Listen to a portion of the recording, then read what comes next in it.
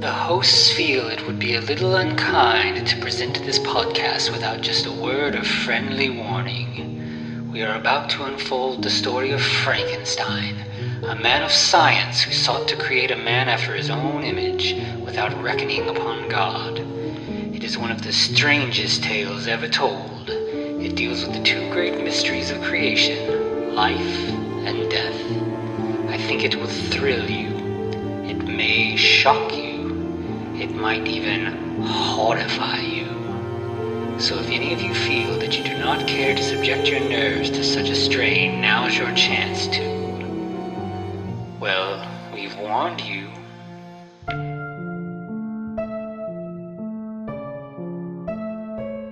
Hello and welcome once again to the Frankencast. I'm the mad scientist Anthony Bowman. My pronouns are he, him, and I'm joined as always by... the $2 cigar that is Hayden Orr. My pronouns are also he, him. So we are back once again with Donovan's brain, but this time actually Donovan's brain. This is the version from the 60s, I believe, like 1963? No, 1953. 53, yes. Okay, yeah. The 60s is the next one we'll be getting to. Yeah. But yes. Yeah, so we did the 40s last week with Lady and the Monster, and now we're at 53 with Donovan's Brain. Actually, weirdly, the only Donovan's Brain adaptation called Donovan's Brain. And we were talking before we started recording that neither of us have actually read it, but what we do know, I think you were saying this seems like it might be a little bit more faithful than the previous version. Which is interesting. Like a lot of the basic stuff is similar. But the Frankencast, we do this all the time. We love to nitpick the tiny things that people change when adapting. And it's interesting. Like this, for what it follows, there are some changes that make me very curious to get to the novel eventually and find out, what came from the book and what was the things that people changed up and for what reason. So, yeah. Kind of excited we're kind of doing this backwards, whereas, with, being familiar with the Frankenstein novel and then talking about the various adaptations, I'm kind of curious to do this in reverse and see how we feel about it. Yeah, that's going to be, I wonder if it'll be like, somebody that saw, the James Whale Frankenstein and Bride of Frankenstein, and then was like, "Oh, I'll read the Shelley book," and then they're like, "Oh, this is way fucking off." Yeah. But yeah, so this one, it pretty much does start very similarly, though. We have as the credits are rolling, we have a train coming into a station, and a guy gets out. He's got some kind of like a pet carrier type covered cage thing. And he gets into a car, and it's funny, there's a woman in the passenger seat. It's like she drove to the station to pick him up, but, we're in that time period where, if the man is in the car, the man's driving. So yeah. She has gotten out and moved around to the passenger seat while waiting on him. And as he's driving home, we find out that the thing he was carrying is a monkey in a cage. So this is Patrick and Janice, which I believe Janice was her name in the last one, right? But I think, was his name something different? Patrick didn't ring a bell with me. I know it was Dr. Corey, but I can't remember what his first name was. But in the last one, he was sort of the assistant to... to another doctor. The relationship was between the doctor and an assistant, whereas here he's more like the actual doctor. He was Patrick Corey in the last one as well. Mm-hmm. In that, yeah, he's like the assistant to Dr. Mueller, but here his assistant is Frank. But she is, similarly worried, like Janice in the previous film, that we're this animal testing, I don't like it. I don't like that we're having to kill these innocent monkeys and everything. And like they seem close. Like, in fact, I think they're like actually married in this. They're not even just like dating. Yeah, they are. They are married in this one. And yeah, like, so they have a mostly positive relationship, but like, you know, he's basically just like, no, this is what I do. Like, this is part of the science. Get used to it. Like, he's not very understanding of her, you know, desire not to kill a bunch of monkeys. And like he's like, so are you gonna try to make friends with this one too? And she's like, well, yeah, I mean, you know, I'm gonna try to take, like, because she's concerned on the ride home that it's cold out, and like she doesn't want the monkey to be uncomfortable. So yeah, I mean, she's like, well, even if you're gonna kill it, like, it doesn't have to suffer in the meantime. Dr. Corey in this one feels a lot, which, I mean, Professor Mueller, and it was the last in the last one. The misogyny was mostly from him, I feel like, because he was like obsessed with Janice since he was like her godfather or whatever. But in this one, Dr. Corey is like, he has a couple lines where I was like, Jesus Christ, man. Even before he gets possessed by Donovan, I was like, this guy's a fucking asshole. Like, I mean, pretty soon, I think he tells her like to go in the kitchen and make them some stew. Like, after they do the experiment with the monkey's brain, I was like, Jesus. Yeah, there's several times where like she's experiencing some kind of emotion, and he's like, "Why don't you go make me a sandwich instead?" Like, this is inconvenient to me. I don't want to listen to this. Yeah, like, you know, I think once they get to the well, and I mean, Janice is pretty likable, but like pretty much everybody else in this movie is kind of shitty. I mean, Frank is not really.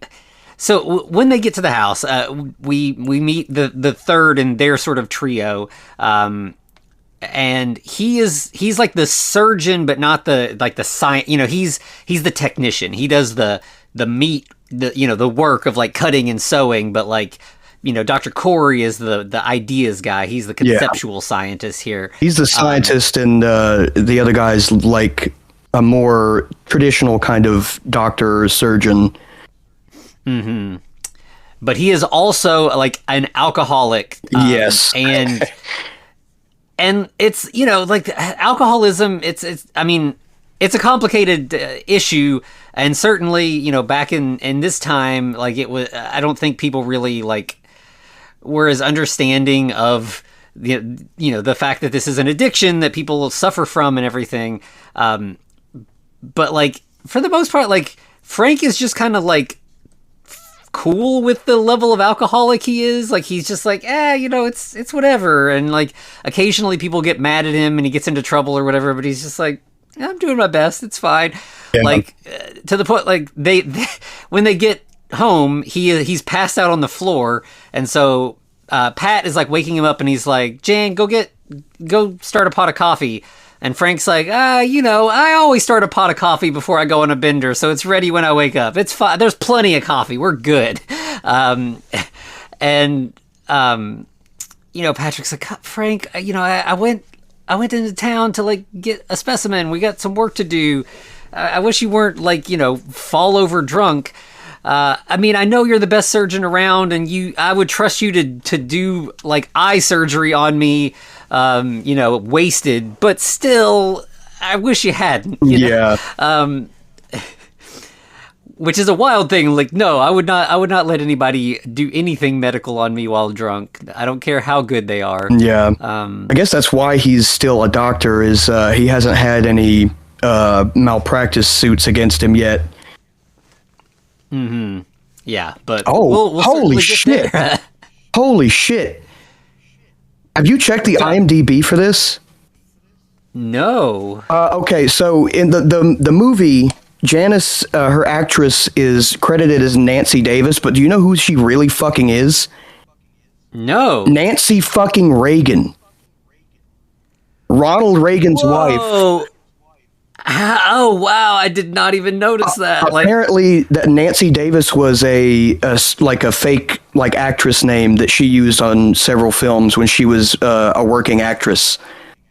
Holy fuck. I was just scrolling down and I was like, Nancy Reagan. I was like, what the fuck? That's crazy. Yeah, I mean, like, I knew she was an actress back in the day, but I just did not make that connection at all. That's incredible. Yeah, I'm looking at her list. She was Nancy Davis in basically like every movie that she was in. Maybe Davis was her, not a fake name, but her maiden name. Yeah. Yeah, that's funny. Like mostly when I've seen stuff like, this movie is sort of like billed as like the one starring Lou Ayres, because he, was definitely like a bigger name actor. Like, he's like, in like All Quiet on the Western Front, and I think the main thing is he was like Dr. Kildare and like a whole bunch of movies. But yeah, that's wild. Definitely, I think this is certainly our very first time that we've covered a film starring a first lady. Yeah. There are no, Ronald Reagan didn't star in any fucking Frankenstein B movies during his career, did he? Not as far as I know. I think he did a lot of like kind of the less gritty westerns, and then he did those like the movies with like the monkey Bonzo movies. Yeah. But yeah, I think he's. I'll have to look, because if there's anything even remotely close to it, I would do it just for the fun of it. Yeah, Nancy Reagan. Whoa. It's funny, like, this time period, like everything in this movie, like, I mean, other than the alcoholism, like it's, it feels very like everybody's very clean cut and like aw shucks and everything, but like, there's all those rumors about like how Nancy Reagan got a lot of her acting roles back in the day. Oh yeah. That I wish I had known that watching it. It would have been fun. I know. Like thinking I could. I guess. I mean, I only like consciously recognize her like from when she was the first lady. So when she was a lot older, but wow. Didn't even like cross my mind that she looked familiar while I was watching this. Yeah, I just like pulled up some stills from the movie and like, yeah, she looks so different. I never would have clocked this. That's funny. I'm glad you found that. Anyways, back to the yeah, which it's funny that like, yeah, she's in this sort of under the thumb of a kind of awful man. That feels appropriate, I guess. Yeah, and there's a monkey, so it's all a lot of real life parallels here. Yeah.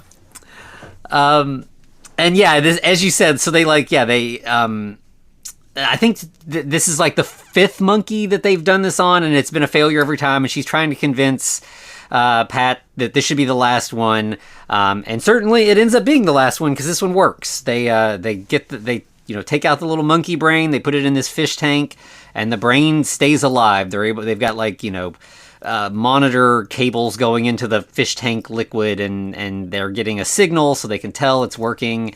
And so this is the whole thing they've been trying to do. And yeah, that's when Pat's like, well, to celebrate, why don't you go make us some stew? Yeah. And she's just like, okay, sure. And she just leaves them to it. And then I think it's like a little later, Frank has left, and it's just, Pat and Janice, like, watching the brain, just like excited that it's still working. And they get a phone call that there's been a plane crash nearby and they need help. And, Pat is a doctor, so they since he was nearby, they called him. He rushes out to the crash site. And so in the last movie we had where it was like this sort of secret thing, like we heard there was a crash and maybe we can steal a body and everything. It was very like, sort of like under the table villainous stuff right out of the gate. Mm-hmm. But here, no, Pat goes to try to help. They get to the body, and in fact, he's like, no, this guy is in rough shape. I don't think we'll make it to the hospital, but let's go to my place. Like I've got an operating setup there, and maybe we can save him. And they do their best. Like they get Frank to come back. Pat and Frank work hard. They try as best they can. and the heart stops beating. The guy on the table has died. At some point in this, they do find out that like this is the famous millionaire H. Donovan. If we could, like I think one of the guys that helps him carry him in is like, if you save this guy, I think you're gonna be set for life. But yeah, no luck, and so everybody else kind of heads out, and it's just our trio sitting around, a little upset that they weren't able to save this man. And then I think either Pat or Frank realizes that like there's still brain waves going on though, it's either Jan or Frank, I think, because Pat is like, wait, I've got an idea, and he's like, we could use this, like this, like the monkey, we could try with this brain, and both Frank and Janice are like, no. Yeah. That is, I mean, it's illegal, it's immoral, people will find out, we can't just steal a brain from a corpse. I think Frank even's like, what are you going to do? How are you going to explain it when they do the autopsy? Which is like, yes, don't they normally take the brain out during an autopsy, like a full medical autopsy? Oh, yeah. And I feel like if a millionaire dies in a plane crash, he's getting an autopsy. Oh, yeah. But, and here, like both, so both Frank and Janice are like, no, absolutely not. And Pat's like, but yeah, we should do it. And they're like, okay, fine, we'll help you. But we don't think this is, like, they just immediately give in and just do it. And yeah, so it works again. They get that brain into the tank, and that's sort of the last we hear of the monkey brain. And it just, I guess they just throw it in the trash. I mean, yeah. And it's only after they get this human brain functioning, floating in the tank with the monitors and everything, that Frank's like, why are we doing this, actually? I haven't asked. Why are we trying to preserve a brain outside of a body in the first place? What's the point?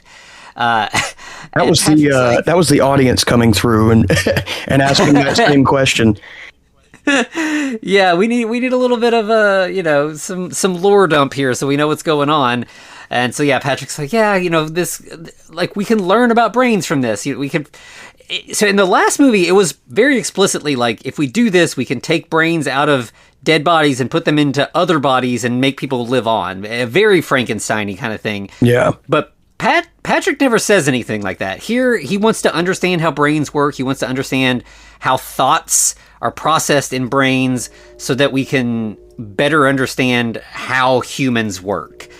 So it's definitely more of like a more legit research science thing instead of like a mad science thing. Mm-hmm. But, Frank is like, all right, well, we did what we could do today. I am going to go home and get drunk. And so he heads out, and then I think we just kind of cut to like a few days later. Pat and Frank are being called downtown to like the main hospital to kind of, it's a sort of a deposition thing where they have to talk about what they tried and how it went, and especially because, again, this is a rich and famous person. They just kind of need to give a report to the hospital of how things played out. And somehow, miracle of miracles, the family of Donovan, they are not interested in an autopsy. They just want details of like the cause of death and what happened and stuff, and then they'll be satisfied with that. But there's like another, like an administrative doctor or whatever that's in there listening to this whole thing, and he is very aware of Frank's situation and is like asking a lot of pointed questions, like, how fucked up was Frank while you were doing this? That had something to do with Donovan's death. And Pat really kind of like defends Frank really hard. Like, no, he was on top of it. He did his best. He's a fantastic surgeon. There was just nothing we could do. Like, we really worked hard here. And that seems to be true. This is, this isn't the sort of sketchy thing that happened in the previous film. But it definitely seems like the people in the hospital who are like Frank's actual employers, they're on to him, and they're looking to to get rid of him for his his alcoholism. But So once they finish this sort of like questioning, they go out into the hallway because Donovan's family would like to talk to them just to get a little bit of information. And in this case, in the previous film, it was his, it was his wife and their attorney were the people that we interacted with. Mm-hmm. Here, it's his son and daughter. It's his actual children, and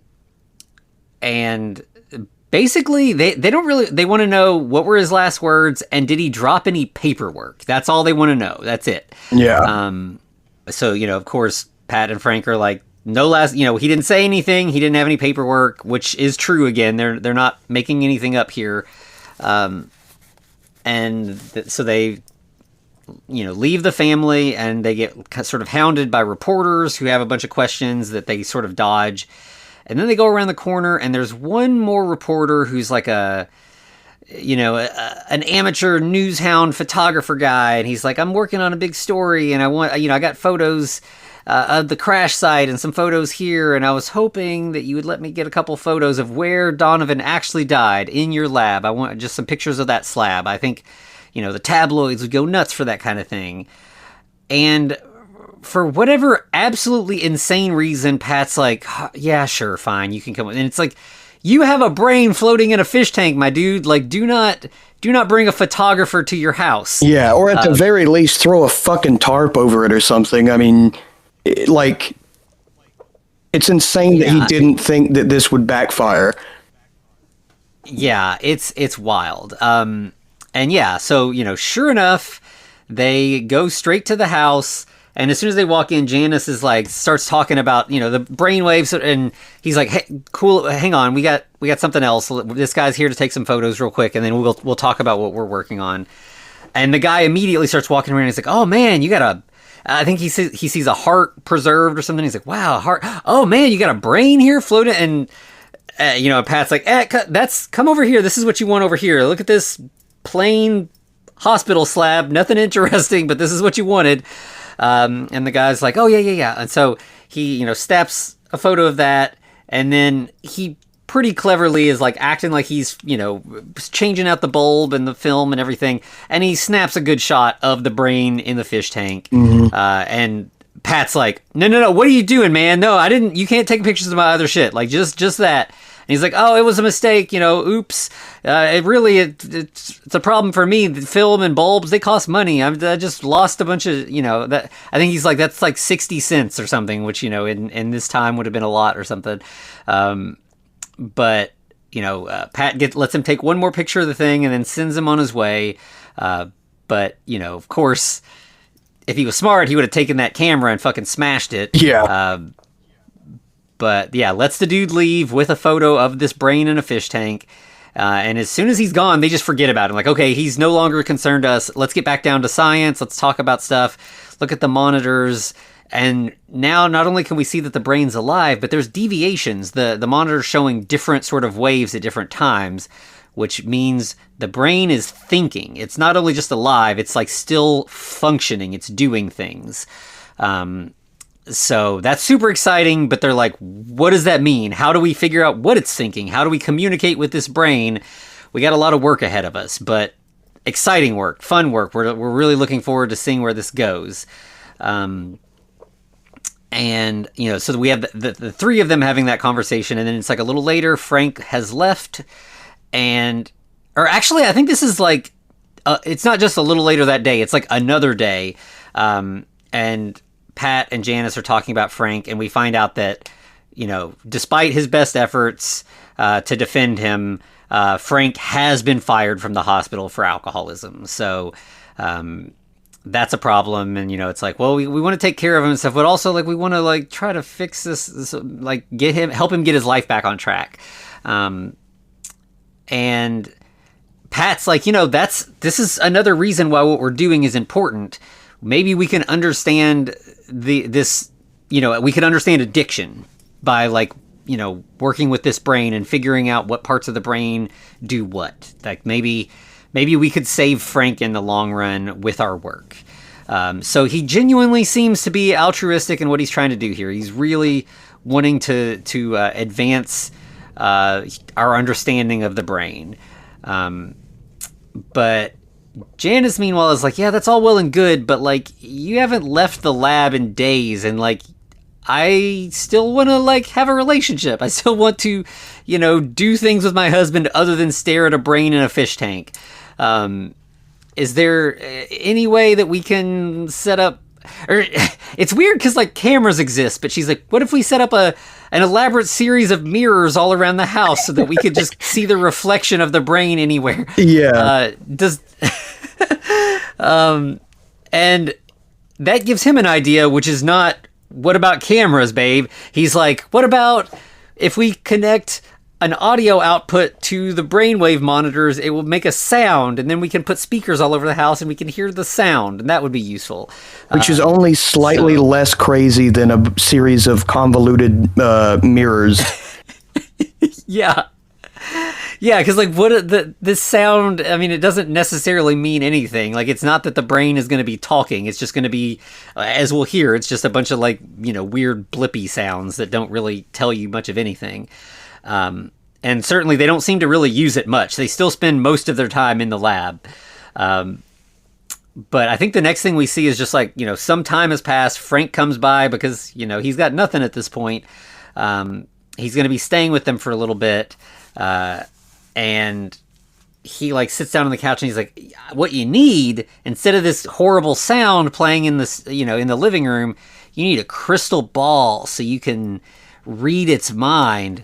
And, so of course this is similar to the last film, that like, okay, what we need, is, we need to have a psychic link between us and the brain. If we can clairvoyantly link up, that's how we'll know what the brain's thinking. And so, in spite of all of the science that seems fairly legit up to this point, now we're moving into like, paranormal nonsense science. Yeah, well, he quotes, he's like, do you remember those experiments done at Duke University? And when he said that, I was like, is that made up, or is he like, referencing a real thing?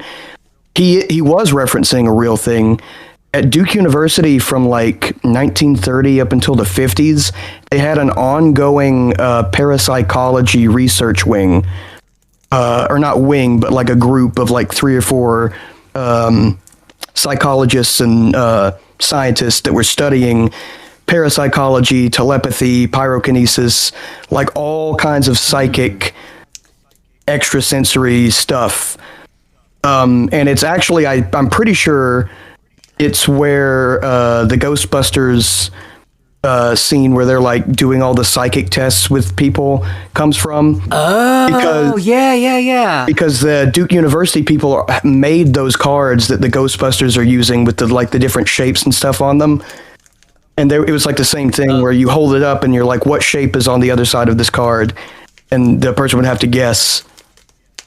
Yeah, okay. I know. I've seen some of this, like, obviously seen Ghostbusters, but I've seen like pictures of this in real life. But I did not make the connection that this was, a Duke University sanctioned thing. That's pretty cool. Yeah, it went on for a long time. In fact, when I was looking it up, it only really stopped because the main guy behind it, Dr. Ryan, I think was his name. I forget his first name, but he reached the mandatory retirement age. And so he left Duke University, but then opened up his own like nonprofit research group called the Ryan Research Group, and they still are studying parapsychology, or they were up until a few years ago. Okay, yeah, I've heard of the Ryan group. That's crazy. So yeah, this one, again, it does feel a little bit more grounded in like reality, at least up to this point. Yeah. So once Pat has this like idea of telepathy, he's like, okay, well, I guess one of the things that would be helpful so we can kind of try to make this connection is, Janice, why don't you head into town, get some newspapers, magazines, anything you can find about Donovan so we can read up on him and try to like get in his headspace, really understand him. And so she does that. She comes back, and they're all kind of just sitting around together reading newspapers and like, oh, look at this. I found this. And we get two pieces of important information that are going to be sort of load-bearing bits of information for the rest of the film. One is that Donovan was a tax evader. Yep. That he had a lot of legal trouble related to him trying to dodge paying his taxes. Now hold on, Anthony. That's the most unrealistic thing in the whole movie. You're telling me a multi-millionaire, i.e. billionaire sort of character, doesn't like paying taxes and illegally finds ways to not pay taxes? That's just unbelievable. Yeah, right. And even more unbelievable is that if he were to do something such as that anybody would try to stop him. Yeah, actually, that is the most unbelievable thing. Yeah. But so, yeah, we have that information, and then we also have that he lived in pain for most of his life and had a pronounced limp. And yeah, as soon as I saw that, I was like, oh, okay, I know I know why we need that information. Yeah. And I was not wrong. So, we have, after they've all kind of been sitting up for a while reading together, both Frank and Janice are like, we're going to bed. Like, not together, but we're going to our separate rooms, and you should go to bed as well, Pat. And he's like, I'm gonna just go like chill in the lab with the brain and see what happens. I've read all this stuff. This was the plan. Now I'm gonna see if I can do it. So he goes and just sits next to the aquarium, and we see the brain is like just like throbbing in the water, like it is like pulsing. Yeah, I really like the effects for the brain, because you could see it's got like a light inside of it, I guess, because it's kind of very faintly glowing too. Yeah, it looks really cool. It's like it's a really great prop. Like it's definitely one of like the high points of like the special effects in this. Like, I mean, there's not a lot of special effects, but like they put it in the right place, and it looks really good. Mm-hmm. But yeah, as it starts glowing and throbbing, suddenly Pat seems to kind of be in a daze, and he like stands up and sort of robotically walks over to his desk and sits down. And as we had in the previous film, he picks up a pen with his left hand, because that's a good indicator that it's different than he normally is. And as a left-handed person, I can confirm that all left-handed people are evil. It's just it's an unfortunate fact of life. Yes. Yeah. But yeah, so he starts writing something down, and then eventually just collapses unconscious at the desk. And then we just have like the next morning, Janice and Frank waking him up, because I think they're like, he didn't come to bed. Let's go check on him. And then they find him asleep at his desk, and they find a note written there in handwriting that doesn't look like Pat's. And he's like, "Is this a joke? Did you all write this?" And they're both like, "No, we didn't do that." He's like, "Okay, in any of those newspapers, did anybody see anything that had like his handwriting, Donovan's handwriting?" And somehow they do find that. They compare it. It looks exactly the same. This is Donovan's handwriting, and it just says "Get to N. Fuller," and then it's signed, H. Donovan. So Pat's like, "Well, I gotta go find this Fuller person. Like, that clearly something important's going on." So he pretty much just like hops right in the car, and he's like, "You guys keep an eye on the brain while I'm gone. Make sure everything's going okay there." And he just like speeds off, and we see him kind of, it seems like as he's driving, he kind of goes into a daze again. And in our previous film, when this happened, like he ends up just kind of falling asleep at the wheel and stopping, like not wrecking. And, I think Janice comes and like picks him up or whatever. But here it's just like later he comes back. We don't know exactly what he did, but, it doesn't seem like he had any issues. But when he gets back, he is like, cold and kind of cruel to Frank and Janice. They're both in the living room, and he's like, "What are you doing? You're supposed to be in the lab. You're supposed to be watching the brain while I was gone." And as I was, kind of hinting at, when he walks in the door, he has a very noticeable limp that he did not have before. So he, goes he brings everybody into the lab, and they look at the monitor, and they can see that the brain waves, they're kind of like getting less, like the brain is like going to sleep. And as soon as it's asleep, Pat becomes Pat again. And they're like, man, what's going on? Like, you were acting really weird. Do you remember what you said when you came in? You were like yelling and all that. And he's like, vaguely, it's all kind of a haze. And like, Donovan's brain was like controlling you. We gotta stop this now before it gets out of hand. And Pat's like, no, this work is important. I believe in it. And he only can take over when I let him. Like, when the time comes, I can stop it if I want to stop it. Which is funny. We have this whole like alcoholic thing here, but like this also feels like a metaphor for addiction, where he's like, no, it's not a problem. I'm in control. I can stop whenever I want. And they're like, no, I don't think you realize that that's not true. Yeah. It's very point specifically, meant to be a parallel with fucking Frank's alcoholism. Mm-hmm. Yeah, and even to the point that they're like, well, we can't make you listen right now, but like we are worried. But if you gotta decide when you're ready to stop. So we're here to help you in the meantime, basically.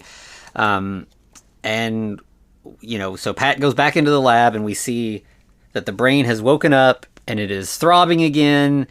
And he immediately comes back out into the living room and starts ordering Janice and Frank around. He's like, he's planning to go to the city, so he's telling get my stuff together. Somebody charter me a plane. Blah, just bossing everybody around. And we pretty much cut from that to like him arriving at a hotel in the city, where he is also demanding and controlling. He wants like a specific room, and they tell him how much it is, and he's like, "That's not the price you quote for Donovan."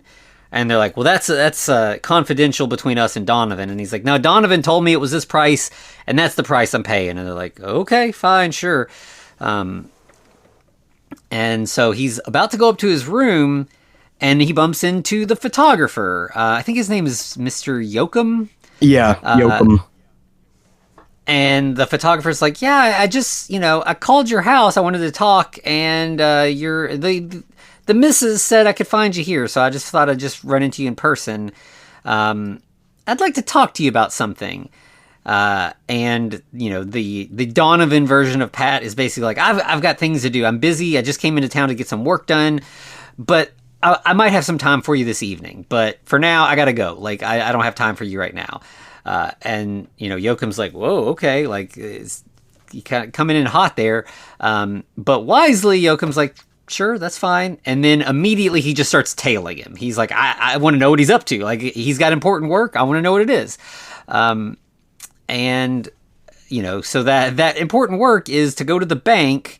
And this scene plays out pretty similarly to the last one, where like, he initially goes to a teller and like tries to, take out a bunch of money. And the teller's like, "Whoa, hang on. You got to talk to the manager. This is a special circumstance."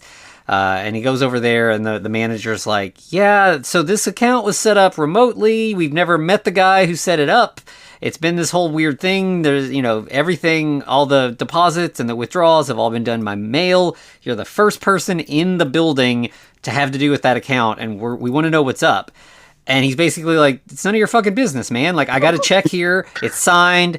Give me the money." And the manager's like, "Okay, what bills do you want?" And he's like, "Mostly thousands, couple hundreds, couple 50s. And he's like, "Okay, you're really clearing out the whole account though." And he's like, "That's not any of your concern. Like, give me the amount of money on the check. That's what I'm here for." And by the way, he takes out like $27,000, which I looked it up.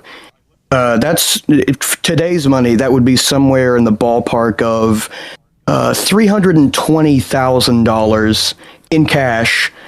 Wow. Which is just insane. Like, you could not. Yeah. You could never go to a bank nowadays and do something like that. Like, Yeah. Just the thought that you could do this back then is like, especially having worked at a bank for like years, it's just like mind blowing. Yeah. This is like, if you have that kind of money in the bank, it requires a bunch of special discussions before that would even be, any possibility of like holding that kind of cash. Yeah.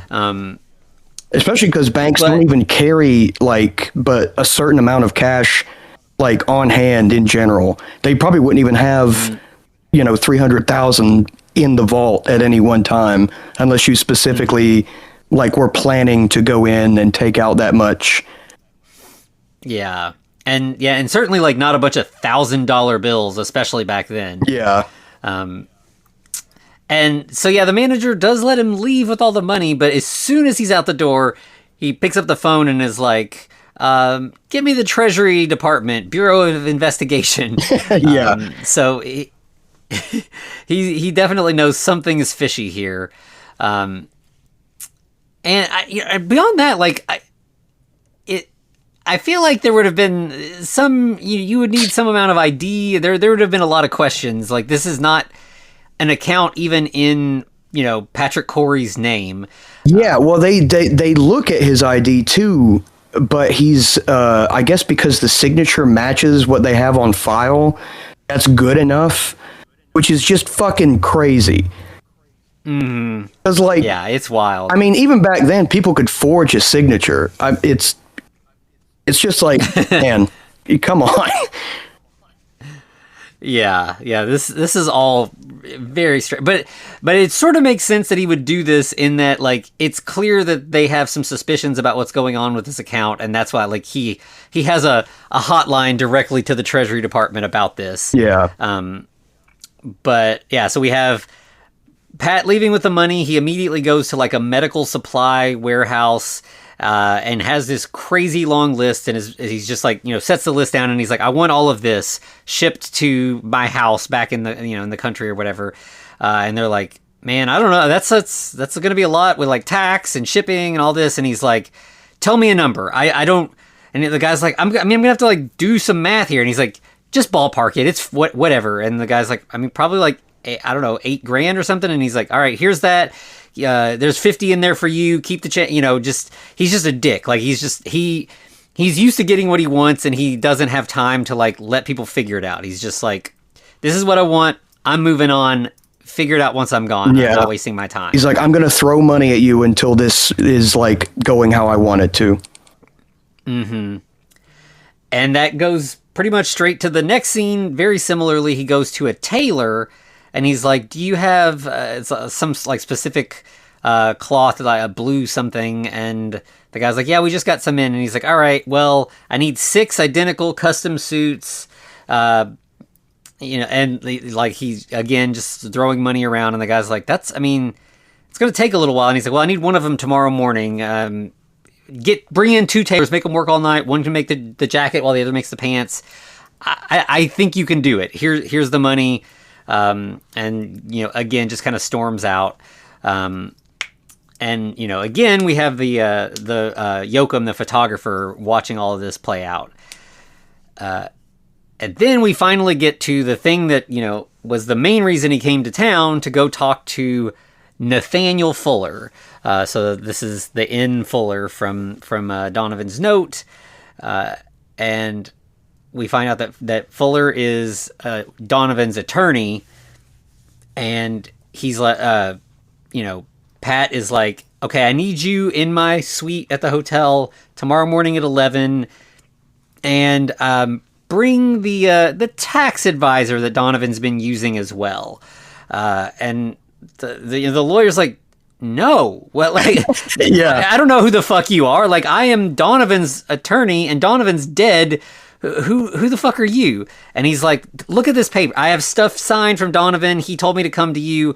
I'm taking over a bunch of his previous work, and I need your help with that.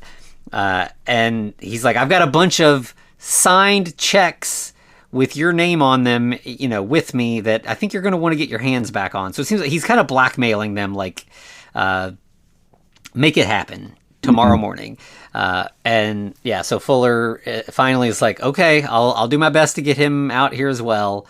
And then we have Pat going back to his hotel room. He orders room service, and then before the food arrives, the Treasury Department investigators show up, and they have questions for him. And he's like, "Oh wow, you guys are quick." And they're like, "Yeah, we're looking into some tax fraud. And it seems like you're connected now because you took a bunch of money out of this suspicious account." And Pat's just like, "I have a check for to buy medical or scientific equipment. The guy who gave me the check, he's an anonymous backer. He doesn't really, I don't know anything about that account. It's not mine. I was paid some money. That's it." And they're like, "Well, get your backer on the phone." And he's like, "I mean, I'll pass the message along to him, but he can call you or not. It's not for me to say." And basically sends them away without helping them at all. And surprisingly, they're just, it seems like the kind of thing where they're like, "Well, we don't really have any evidence yet, but we're going to keep digging into this." Yeah. So they leave, and then we have the room service tray come in, and Yoakum kind of sneaks in right behind the room service guy. And he's like, "Hey, thanks for letting me take those pictures. I wanted to show you the article I'm working on. I thought you might be interested. I got a really catchy title. Dead Man's Living Brain. What do you think?" And, obviously Pat does not like that. He's like, "Wait, what?" And so he takes the article and he starts reading through it, and he's like, "Oh yeah, wow, this is impressive. You've figured some stuff out here. You really know, you've got an idea of what's going on. Why don't we work on something here? Once I finish the experiment, I'll team up with you. You can get the big scoop. It'll be worth it. I'll make it all worth your while." And Yoakum's like, "Yeah, but when's that gonna be? Because I need money today. Maybe you could give me a little advance now." And very clearly, if you don't pay me off, this article is gonna go out, and you're gonna be in some trouble. So Patrick agrees to pay him $2,000, and the guy's like, "All right, well, I'll see you next week." And he's like, No, or Pat's like, "Next month, maybe." And he's like, "We'll see." I think he literally says it depends on, oh God, he had a really funny line. It was like, "It depends on how quickly I blow through this," or something like that. Yeah.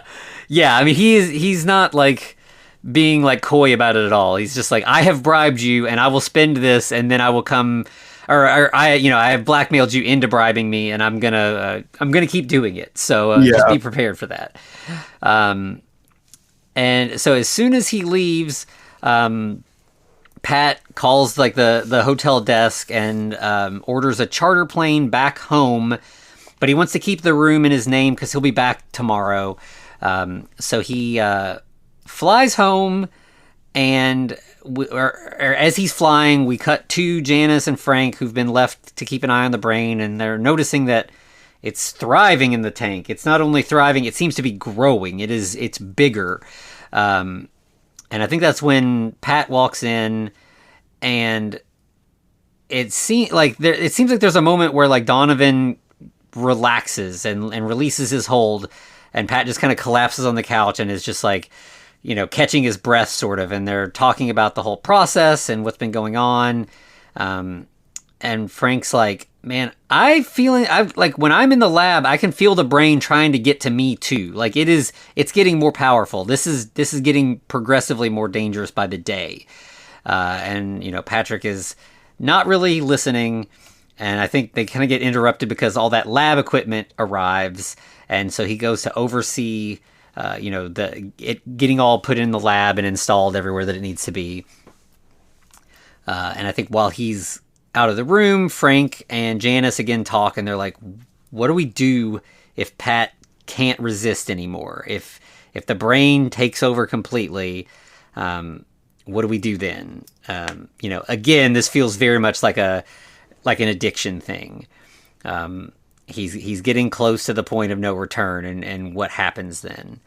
And then I think we see later that night, Frank's like, I'll do what it takes. So he sneaks down to the lab and he tries to break into. There's like the electrical box that all the equipment is connected to, and Pat has wisely put padlocks on it so that people can't mess with it. Mm-hmm. But Frank's doing his best. He's trying to break into it, but the brain reaches out, warns Pat. He wakes up. He comes in and stops Frank. Attacks Frank. And I think Janice manages to come in and break up the fight before he possibly would choke Frank to death. And Frank's like, I'm sorry, I'm trying to save you from yourself. This feels out of control at this point. And again, emphasizing this, Patrick's like, I never tried to stop your drinking. It's your business. You do what you want with your life, and I'm going to do what I want with mine, and don't get in my way again. Pretty much that takes us to, he's back at the hotel, and Fuller and the advisor have arrived. They're here to talk, and, both Fuller and I think they just literally call him Mr. Advisor. We never get this other guy's name. But both of them are like, Donovan's dead. We are out. We got into some shit we didn't want to get into, and it's been a relief that Donovan's gone. We don't want to keep doing this. And Donovan in Pat is basically like, you're done when I say you're done. You're going to keep helping me with this. I've got a bunch of envelopes with your names on them, and I could cause you a lot of trouble if you don't do what I say. He sends them out to keep doing what they're supposed to be doing. And as soon as they're gone, we get Pat looking like he's in pain. And we see back at the house, the monitor on the brain is off the charts. Something crazy's going on. Clearly there's some sort of communication issue. Pat's trying to call home to tell them to check on the brain, do what needs to be done to fix things, but he can't get through. And so instead he gets a recorder and records himself talking to Janice. And it seems like this is actually a last-ditch effort from Pat to break free of the brain's control. That it's going off the charts at the house because it's fighting Pat. And so Pat basically is like, I've got an idea. There's a radio tower on top of the house. And I can't remember exactly how it plays out, but it's he has a plan. He starts kind of giving the plan, but we don't get the specifics. We cut away to something else. But we know that Pat is trying to find a way to maybe free himself from Donovan. Mm-hmm. But it seems like then, obviously the brain takes back control. He runs out, he jumps in a cab, and is right away, some guy that's in the hotel lobby runs out after him, jumps in the next cab, does the classic, follow that car thing. But he Pat / Donovan pretty much right away is we're being followed. Tells the cabbie I'll give you $100 if you lose the guy, and the cabbie's like, nah, man, this is my job. I'm not gonna get fired for $100. That's stupid. So at a stoplight, Pat gets out of the van or out of the cab and immediately just gets hit by a truck. And it seems sort of intentional. It's not like he's trying to run and accidentally gets hit by a truck. He gets out and just stands there looking at a truck coming right at him. And the next thing we see is just him in the hospital. We see him in the hospital waking up. Janice is there visiting. Mm-hmm.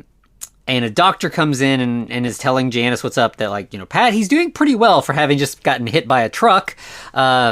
Just a few minor injuries. The weird thing though is we're keeping track of his brain waves, and it he's alive, he's conscious, he's not brain dead or anything, but he has no pain, and that doesn't make any sense. And Janice is like, once he wakes up all the way, I think he'll be able to explain it. It's not for me to say, but I think there's an explanation. Then, as soon as the doctor leaves, Pat does wake up all the way, and he's like, I think Donovan made me walk in front of that truck on purpose, and I don't really understand why. And also, I'm getting to a point where I can't break contact with Donovan. So, things are getting out of hand here. And he says, like, there's a recording for you in my hotel room. Go find that. And when you get back home, don't try to kill the brain. I don't think that's... Just see if you can turn down the signal. I can't remember. It's kind of, sciency words. Like, basically, turn the frequency down a little lower. It's 10 micro somethings. I couldn't remember exactly what it is. Yeah.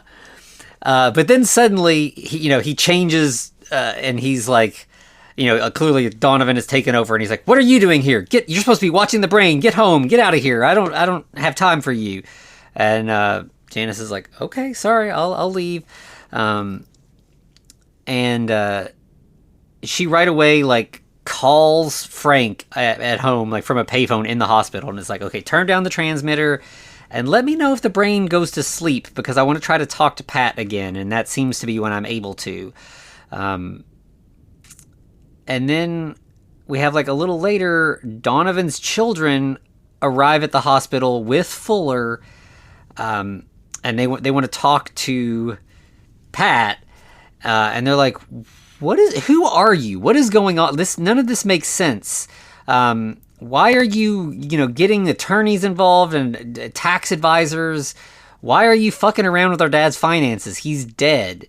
And, Pat is like, he deputized me to do all this. I'm working on his behalf, in his stead now that he's gone. And they're like, we just want to pay the back taxes and take the money that's left and move on with our lives. Our dad kind of sucked, and it's actually great that he's dead. Yeah. I thought that was pretty funny after, granted, in The Lady of the Monster, his wife and a lawyer hated him too, but they were also bad people and were trying to get, complete control of it, his secret fortune that they thought he had. But in here, the kids are just like, no, he was a bad guy. yeah, it's pretty, and Pat is like, oh, so you're just like, your mother who hated him too, and they're like, he drove our mother insane. She was in an asylum. We were finally able to check her out now that he's dead. We're all trying to move on with our lives. And he looks at Fuller and he's like, get them out of here. They're cut off. No more money from Donovan's accounts. And the attorney's like, I don't know that you've got the right. I don't think you have the authority. And he's like, I've got notes from Donovan saying this. I was just testing them. I was waiting to see what they would say, but I've got signed paperwork from Donovan saying they're out of the will. So Fuller and the two children leave, and then in strolls Yoakum, and he's like, so I'm out of money. I need some more cash. In fact, I see you're here in bed in your hospital gown. I'll just check in your coat pocket here. I'll get the money and I'll be on my way. I won't bother you. Yeah. Wisely, Donovan / Pat is like, why don't you, if you're working on this story and building up this whole big thing, why don't you might as well commit and do it, right? Okay, here's some cash, but head back out to my place. You can get a lot better photos of the brain now that you're not trying to do it sneaky. I'll tell my people out there to be ready for you. And Yoakum's like, yeah, that's a good idea. I'm going to make big money off of this story when the time comes. So as soon as he leaves, Donovan / Pat calls Frank and is like, the photographer's coming. When he's there, give him all access to the lab. Just leave him alone. Let him take the pictures he wants of the brain. Give him some time by himself to figure out what he wants to do in there. And Frank's like, all right, fine, I guess. And I think we just pretty much cut right to the photographer arriving, Frank sending him in there. And then we see the brain start throbbing. The photographer, gets a dazed look and just walks out of the lab, walks out of the house. Frank and has fallen into a drunken stupor with a newspaper on his face and just doesn't even see that the photographer has left. And like, yeah, so right away we get like, he's driving, he's kind of dozing off at the wheel, drives off a cliff, car flips down, a huge explosion. Yeah. Yeah. This makes sense. Like, of course, this is how you deal with a blackmailer. They're going to keep coming for you. You got to get rid of them. So, and of course, yeah, Donovan, it's nothing for Donovan to do this. And then I think the next thing we see is Pat sneaking out of his hotel or his hospital room.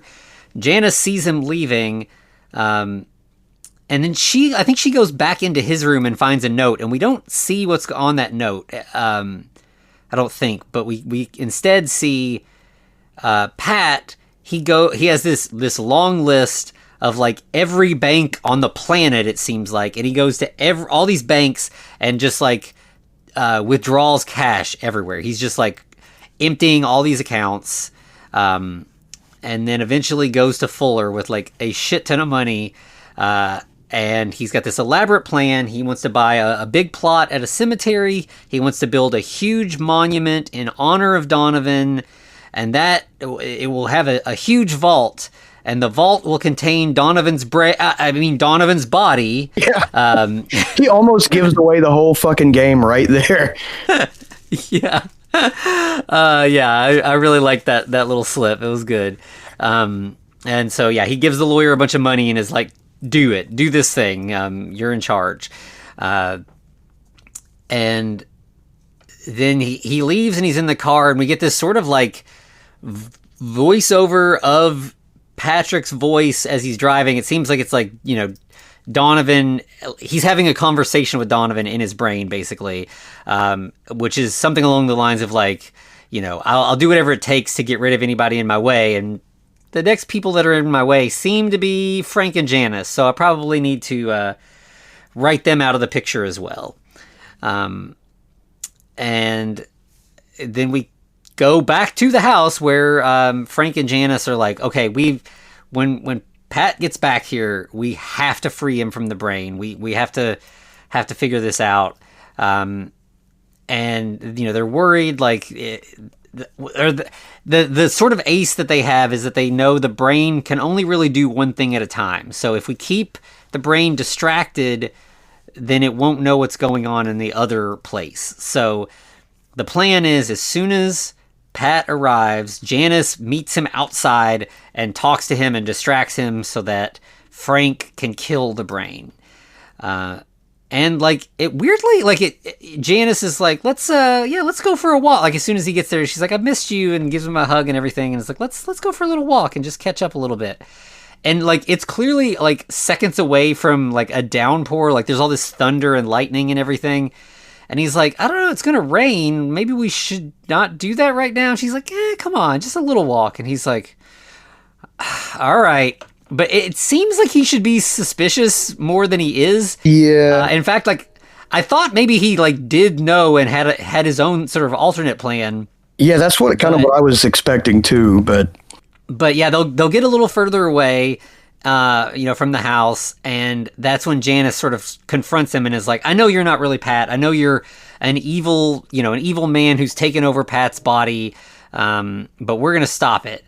And then, he's like, yeah, of course, it's no surprise that you figured this out. It's pretty obvious at this point, but I don't really need you, I don't need Frank, and I don't really need Pat anymore. Donovan has become his own thing, and it is... I can take over anybody I want at this point. And she's like, yeah, we're about to put a stop to you. And he's like, wait, what? And that's when he like realizes like, oh, this has been a whole elaborate distraction. And we cut to the lab where Frank has come up to the fish tank with just a gun and just fires at the brain through the fish tank. And like, it seems like it works. Like, the glass breaks, a bunch of water rushes out. It seems like he has hit the brain. But then he just takes the pistol and turns it on himself, like points it at his chest and fires. And then at that point, Pat and Janice get back inside. And, they see that Frank, has collapsed to the ground in a puddle of blood. We don't see it because, this is the 50s. We're not going to see a lot of gore here or anything. But that's when, Donovan in Pat's body really leans into the whole villain thing and does his monologue moment. He's like, I'm more powerful than any brain on the planet. I'm going to take over the world, basically. Haha. But you know too much. So, basically, like, take a look at the brain, one last look, and then you're gone. Like, I'm gonna end your life. And Janice does kind of go over towards the brain, but then we see outside, it's pouring down rain. It's lightning. There's a whole big storm. It's kind of a Frankenstein moment. And we see that, earlier we had that recording where he mentioned something about a radio antenna, and sure enough, there is some kind of antenna on the roof, and it gets struck by lightning.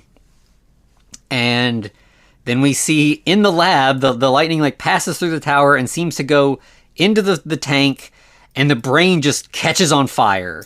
And this looks great. This whole bit, like, the brain is like floating in water, but it's on fire. I don't know exactly, how they pulled this off or whatever, but it looks super cool.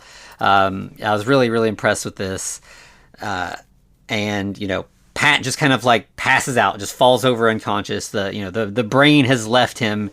And, I think we did have a little moment earlier that I kind of glossed over that, like, Frank and Janice are like, what happens if, like, it's too late? Like, if we kill the brain and there's nothing left of Pat, like, what if he just dies? And they both kind of agree, like, if that's the case, then Pat's gone, and it's still better off. We're still freeing him from this horrible situation. But instead, we get this sort of, wipe, like you don't see this much anymore. Like, I feel like Star Wars used to do it. I think that's probably most people's touchstone for like a wipe cut. Yeah. But it's like we see the house in the storm, and then it just like wipes across, and suddenly it's the house in like, a sunny day. And one of the Treasury Department investigators from earlier stops by, and he's here to take Pat away. And like Janice and Pat are talking, like they're all talking on the porch, like everybody, it's not like they're dragging him out in cuffs or anything. But basically Pat is cooperating with the authorities. He's got all this paperwork. He's going to do everything he can to help them with their case. There's the possibility that, he definitely did some crimes even before Donovan took over. So he might have to do a little bit of time. And I think this is sort of how the other one ends, too, where it's like, I'll wait for you. You'll be out soon and everything will be okay. But we also find out that Frank survived. He did not die. He's in the car waiting, and he's like, hey, pal, let's go. So they're off, headed to, be interrogated and give up what they have, and, I guess see if they're going to end up, indicted of their own, for their own activities and end up in jail. But like, it's a sort of hopeful, happy ending, I guess. Yeah, I mean, just like the last one, he's probably going to do a little bit of jail time, but it's going to be nothing compared to like, what could have happened. Mm-hmm. Yeah, which, I mean, that seems fair and good. Like, he did do crimes. He did do some things that were wrong, and certainly should pay the price for those. But, it's good that they're going to be able to, like, I mean, Donovan is dead. They can't, like, bring him to justice, but they can at least fix the situation and basically take care of his family and all that. Like, pay the taxes and leave the rest of the money to the people who, it rightfully should go to. So yeah, I would say it's a positive ending. And yeah, I think that this one, I feel like the big difference is, the last one, there was this whole sort of like murder mystery subplot. Yeah, I was going to say with Donovan, wasn't it Donovan's son that was in jail for a murder that Donovan committed? Yeah, it was like, Donovan's son killed Donovan's like his ex-wife, I think was what it was, or something. Yeah. But like Donovan did it, and the son ended up sort of taking the rap, and Donovan, as sort of sociopathic as he seems to be in all these movies, he wasn't going to save his son by admitting his own guilt, but he did still feel a little bad that his son was, taking the rap. So now that he's, out of his body and everything, he is doing everything he can with Pat to try to free his son. Whereas here the crime is, this tax evasion thing, which feels more realistic for jokes aside from earlier, like this feels like the right sort of story to tell about a corrupt millionaire. Even in death, they're going to keep trying to make money and gain power, which is very, it's believable. Yeah, it again kind of feels like a third parallel to the alcoholism and the, Pat sort of being addicted to the connection with the brain. You have this Donovan who's addicted to amassing wealth. Like we see this over and over again, all these billionaires that are just ruining our country, ruining our world, ruining everyone's lives. And they cannot possibly do anything with the amount of money they have. They don't need it. They have no use for it. They couldn't, it would take generations of inheritance before it would even, skim the tiniest sliver off the top of their massive fortunes. Yeah. But they still have to keep acquiring and keep getting bigger and bigger at the expense of all of the little people. And yeah, it seems like this sick compulsion, this addiction, and yeah, it's wild to think that this was already something people were clocking and realizing was a problem in the 50s. It's God, like we're 70 years away from this movie, and things have only gotten quite a bit worse. Yeah, so it's a little bleak. Of this, little bleak. Yeah, it is. And again, like I feel like from what I know about Kurt Siodmak, like I think he had a tendency to kind of put sort of political messages into genre stuff, which makes me think this is probably more what we will see when we get to the novel. I'm sure every version is going to put its own stamp on it or whatever, but I feel like this is probably in the ballpark of the novel.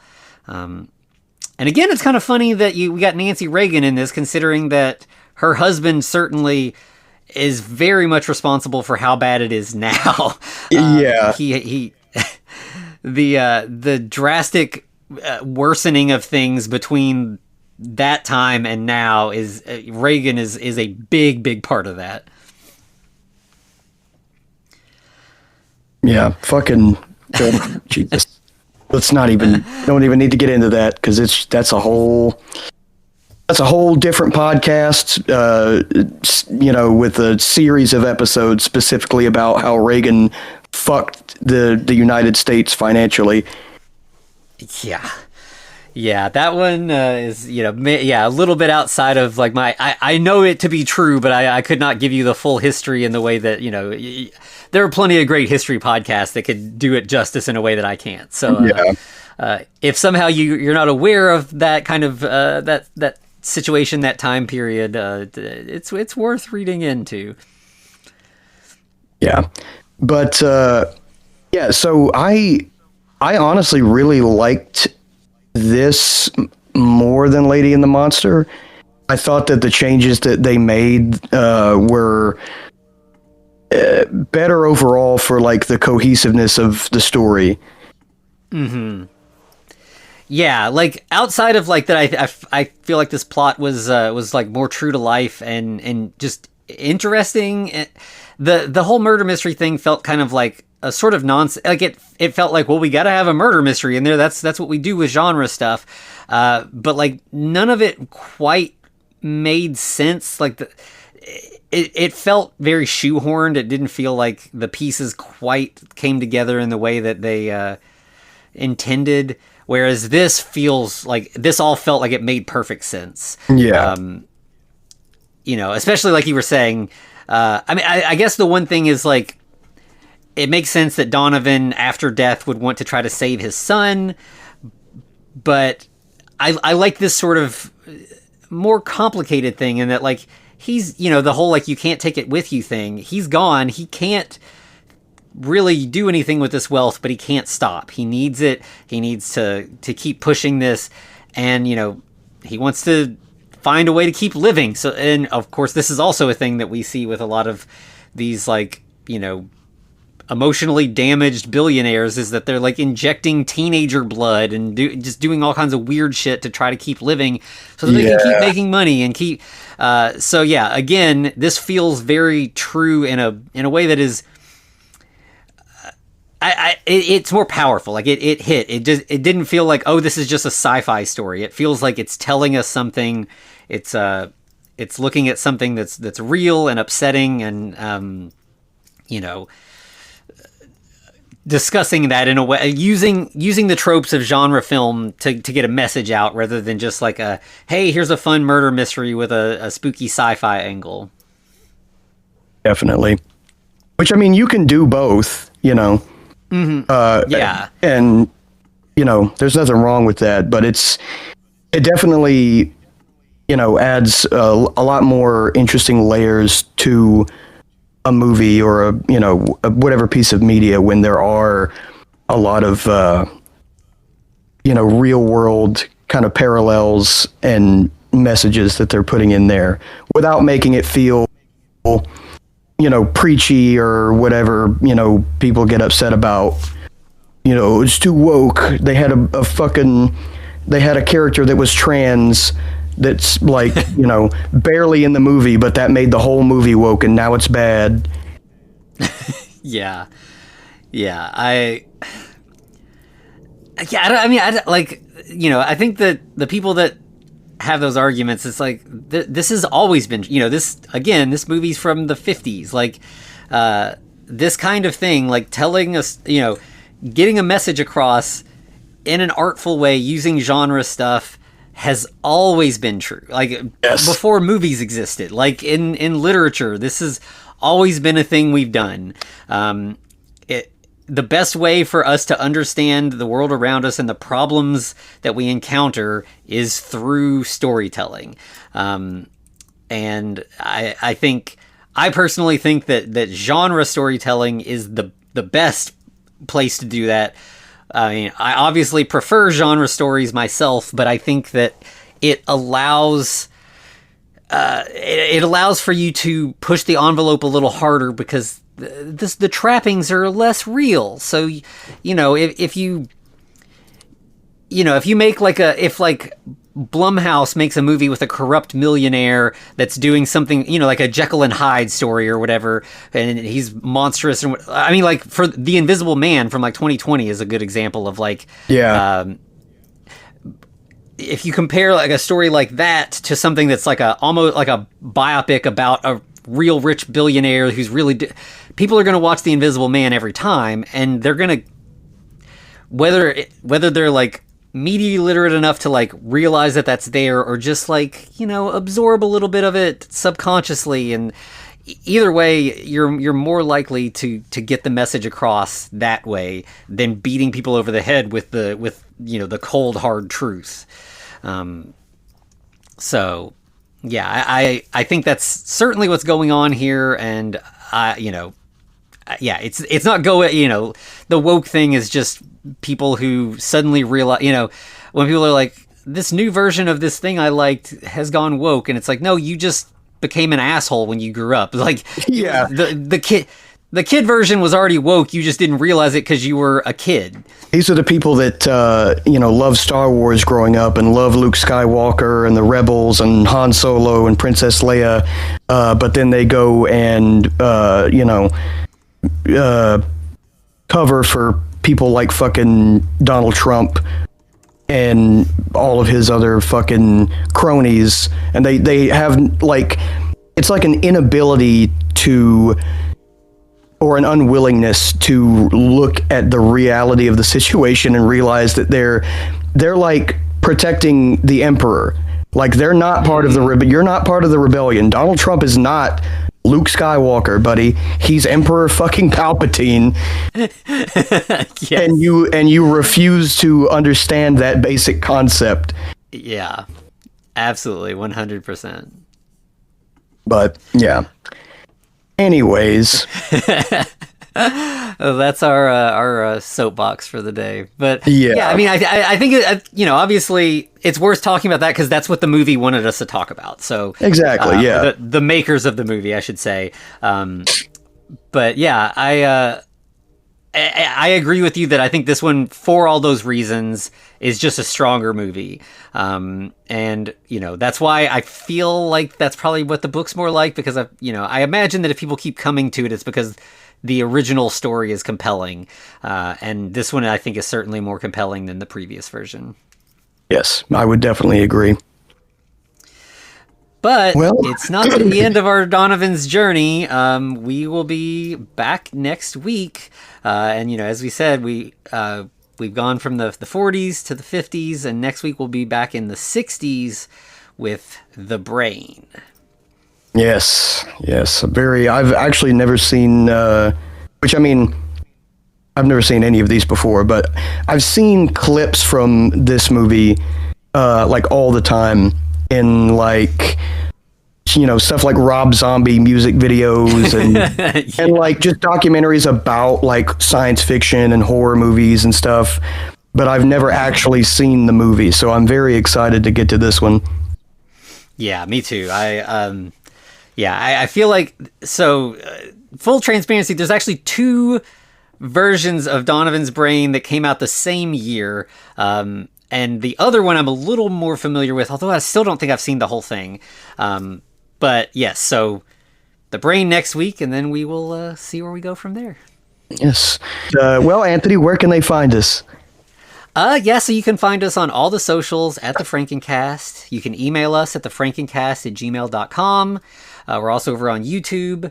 And of course, you can find us at patreon.com/thefrankencast, where there's all kinds of bonus material over there. Hayden and I just wrapped up our coverage of the Frankenstein Chronicles, which was great. Yes. Highly recommend that you watch that show and then listen to us talk about it, because we had a great time and we would love to share that with you. Definitely. I would, honestly, if anybody's listening that's watched Penny Dreadful, I would put the Frankenstein Chronicles as being as good as Penny Dreadful when it's like when it's really hitting its best notes, so to speak. It kind of reaches those same kinds of emotional crescendos, for me at least. Yeah, I agree. And Penny Dreadful's one that's been on my list that we might talk about. It's a a bigger commitment than the Frankenstein Chronicles was, but we may just have to get to Penny Dreadful eventually, because it's that one's a lot of fun too. Yeah. But if that's all we've got to say, then to be continued.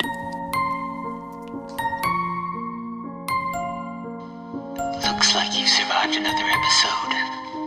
The Frankencast is a production of FCR Media. It's hosted by Anthony Bowman, Eric Velasquez, and Hayden Orr.